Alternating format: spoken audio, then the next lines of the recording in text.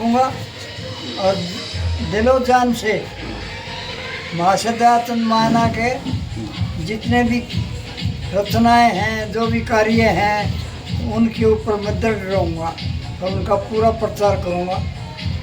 और आज फिर मैं निश्चय से कहता हूँ, आज मेरे पास सुरेश रोहेला आए थे पत्रकार, आज आए थे, अभी थोड़ी देर पहले गए थे, फोन यहाँ नहीं था।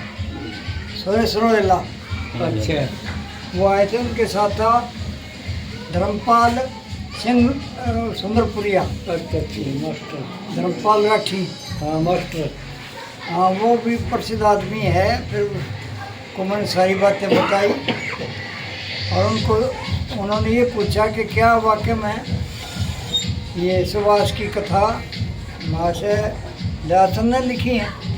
तो मैंने ठोक कर कहा बिल्कुल, हर तरह से। मेरा बहुत बढ़िया, मैं यूँ सुनने आया था कि मैं भी इस सच्चाई के साथ रहने वाला भी हूँ और आप भी हो।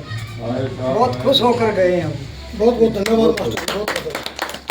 हालांकि वो मेरे सिंह के समर्थक थे, लेकिन अब वो कहने के मैं दयाचंद का समर्थक हो गया हूँ। बहुत बहुत धन्यवाद, बहुत।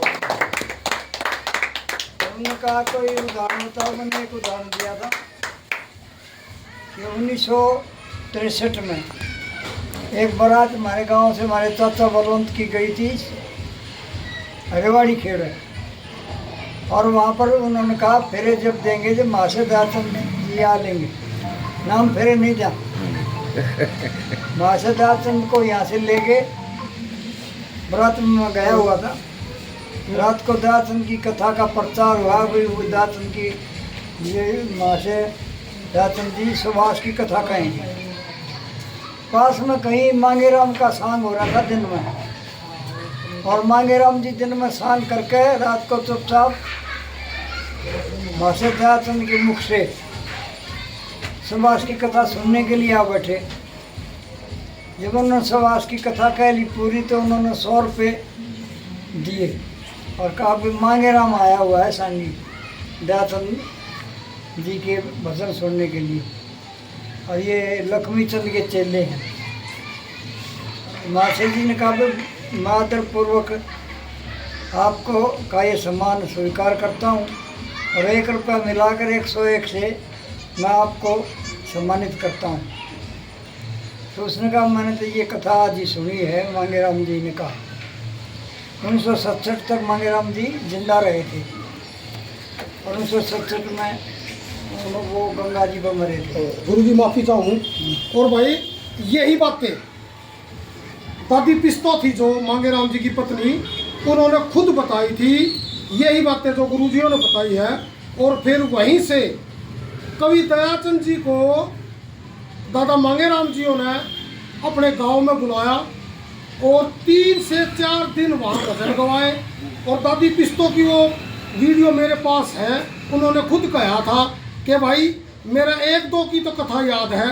पहली कथा उन्होंने बताई थी सुभाष चंद्र बोस की, जो दादा मांगेराम जी के चौतरे के ऊपर हुई थी, और दूसरी कथा बताई थी पूर्णिमा प्रकाश की।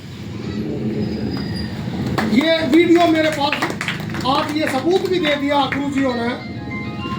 और भाई ये दादी पिस्तो की भी बात सच्चाई और सच होगी कि भाई उन्होंने जो है दयाचंद जी को वहाँ बुलाया था। बहुत बहुत धन्यवाद गुरु, धन्यवाद। अगर मेरी शक्ति होती तो वो कहते बिल्कुल जी, बिल्कुल। क्योंकि वो लक्ष्मी के आगे भी थे, बाद में भी थे, मेर सिंह के भी आगे भी थे, बाद में भी थे। जी जी जी। मेर सिंह जब भर्ती हुआ अंग्रेज फौज में, तो वो कह नहीं सकता था सुभाष की कथा, उसको फांसी तोड़ देते अगर कहता। एकदम वो गया आज़ाद हिंद फौज में, तो बंदूक से बंदूक इधर हुई, लड़ाई में वो लिख ही नहीं सकता था। मोर्चे में करते करते वो चला गया। तो लिखना कब था? ये तो सिर्फ गायक जो है वो कह रहे हैं। यहाँ कह दिया था तो आगे थी वो बात। उनका दयाचंद का घर तो बड़ा पाने में जी जी जी ये था। और उन्होंने कही जब वो राज किशन में रोहतक में मेरे सामने ही, जब मैं वहाँ जज था कंपटीशन में 1988 में, जब उसने ये कही कि मेलसन का घर टोलिए बस अब बाहर पन्ने में, बाहर पन्ना है नहीं, को बेलवाड़ पन्ना है। तो अपने आप वो झूठे सिद्ध हो रहे हैं। और छाप चोरों ने सिर्फ चौथी कली बदली है। मुझे एक दुख है, आप लोग कमजोर पड़ जाते हैं। ठीक, कमजोर नहीं पड़ेंगे जी। कमजोर पड़े हो, हम दोनों, मेरा बेटा और मैं, हम यूँ कह सकते हैं। सच्चाई। तुम जाटों की सभा देख करके वहाँ रागनी नहीं गा सकते।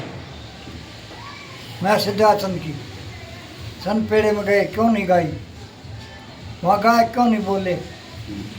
बोलना था, गाना था, हाँ? गाना था। वहाँ क्यों कमजोर पड़े? कहाँ कमजोर सच्चाई पड़े? होती है। सनपेड़े में तो रागनी खूब हुई है मासी जी की। मास्टर जी ने देख के नाटक किया रे थे, वो इससे इस कथा की सब बात थी। ये एक बात बताओ, हर एक प्रोग्राम में अगर सुभाष चंद्र बोस की ये गाए जाएंगे तो फिर तो प्रोग्राम फेल हो जाएगा ना भाई साहब। और रागनियाँ पर करोड़ों को ने। तो फिर एक बात, हम 1000 प्रोग्राम आपको गुरुजी मैं बता देता हूँ,